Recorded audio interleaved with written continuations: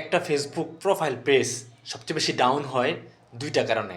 একটা হলো স্পাম খেলে, দ্বিতীয়ত কোনো ইস্যু ঢুকে পড়লে।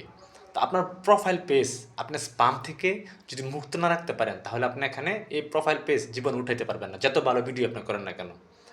স্পাম সমস্যা তো একটা খারাপ সমস্যা। স্পাম সমস্যার কারণে আপনার প্রোফাইল পেজ একদম হারায় যেতে পারে।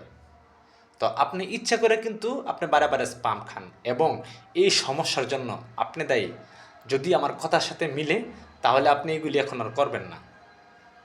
এই স্পাম সমস্যা একটা কন্টেন্ট ক্রিয়েটরের যে কতটা হয়রানি করে বলা বাহুল্য। দেখেন, অনেকে যে অল্প দিনে ভাইরাল হয়, বা অনেকে যে মনে করেন 7-8 মাস কাজ করে ভাইরাল হয়, কেন হয়? বেশিরভাগ ক্ষেত্রে তারা স্পাম এড়িয়ে চলে। তো আপনার প্রথমেই তো আপনি স্পাম খান ইচ্ছা করে।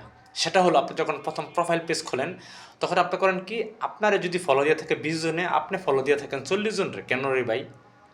সব কিছুর তো একটা নিয়ম কারণ আছে। আপনি চিন্তা করেন কোন, আমি 40 জনকে ফলো দিছি, 40 জন আমাকে ব্যাক দেয়, তাহলে দৈনিক যদি আমি 70-80 জনকে ফলো করে 70 জনের ব্যাক দেয়, তাহলে মাসে আমার অনেক ফলোয়ার হয়ে যাবে। এই ফলোয়ার কাউন্ট করতে গিয়ে আপনি প্রথম ধরা খান। আপনি অতিরিক্ত ফলোয়ার কাউন্ট করতে গিয়ে প্রথম ধরা খান। এই কামটা করবেন না। এবং আপনি করেন কি, আপনি অতিরিক্ত কমেন্ট করেন। আপনারা যে কমেন্ট করছে তাকে রিপ্লাই তো খবরই নেই। আপনি মানুষের ভিডিওতে ঢুকে ঢুকে অতিরিক্ত কমেন্ট করতে করতে স্পাম খান, আপনাকে বের করে দেয় বারে বারে। আবার ঢুকেন, আবার এইরকম করেন, আবার বের করে দেয়। এইভাবে কিন্তু আপনার পেজ প্রোফাইল ডাউন হয়, আপনি বুঝতেও পারেন না। হ্যাঁ, এটা বলা বাহুল্য। 2 নম্বরে ইস্যু। আপনি করেন কি, প্রথম থেকেই মনে করেন রমজান মাস, একটা ইসলামিক গান ভালো লাগছে, একটা ছবির ব্যাকগ্রাউন্ডে বা একটা ভিডিওর ব্যাকগ্রাউন্ডে আপনি করছেন কি, আপনি একটা গান লাগাই দিছেন, বা অন্যটা গান ভালো লাগছে লাগাই দিছেন।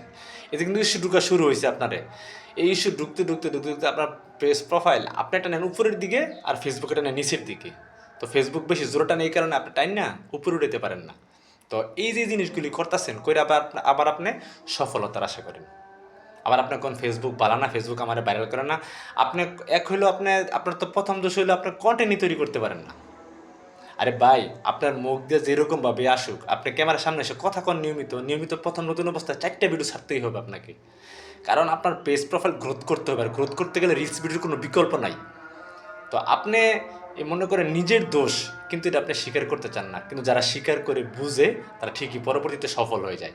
তো আপনি সবসময় স্পাম 100% এড়িয়ে চলবেন। অতিরিক্ত কাউকে কমেন্ট করার দরকার নেই, অতিরিক্ত কাউকে ফলো করার দরকার নেই।